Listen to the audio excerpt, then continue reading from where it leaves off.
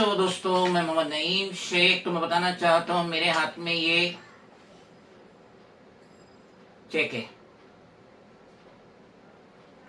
और बेशतर सिटीजन के bank account होते हैं और उनको बैंक इस तरीके की चेक मुहैया करती है।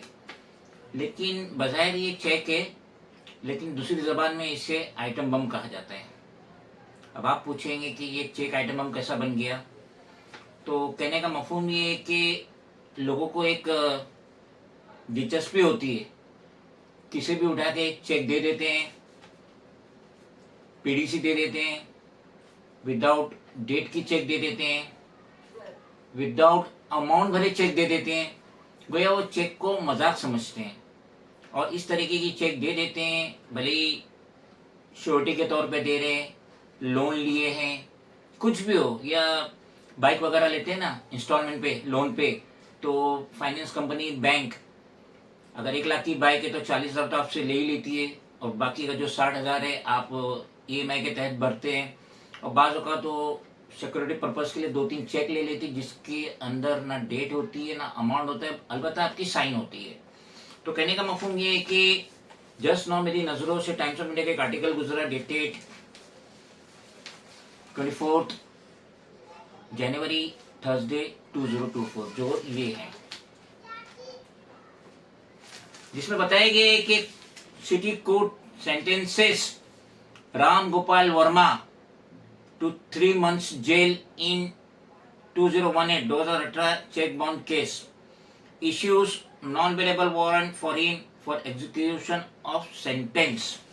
तो ये तो बिगनिंग में ये आर्टिकल आया। राम गोपाल वर्मा है जो किसी भी इंट्रोडक्शन का मोहताज नहीं है और उसने ना जाने कितनी हिट फिल्में दी है। तो बहुत बड़ा प्रोड्यूसर था, डायरेक्टर था। और डिटेल में पेज नंबर 5 पे ये आर्टिकल है जिसमें लिखा हुआ film maker convicted in cheque bouncing case, Ram Gopal Varma gets 3 months simple imprisonment.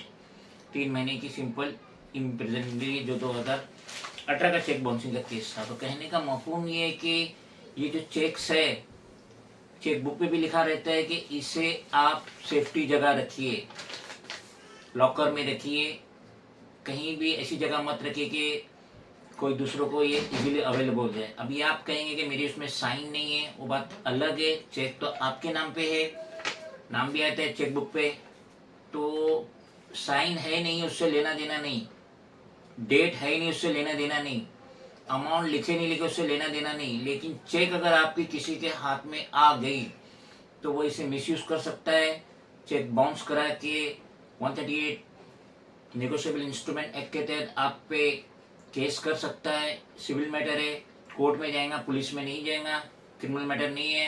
तो उसके बाद आप बहुत ज़्यादा परेशान होंगे। और जो मास्टर रहते हैं, शातिर रहते हैं, वो चेक लेके कभी गुजरात में डिपॉजिट कराते हैं, कभी उत्तर प्रदेश में, कभी बिहार में। तो अब केस रजिस्टर्ड होगा वहाँ पे और आपको पिलर टू पोस्ट दौड़ना पड़ेगा। तो ये बहुत ही खतरनाक चीज़ है, बहुत ही सेफ्टी से रखिए और बिला वजह किसी भी इशू मत कीजिए।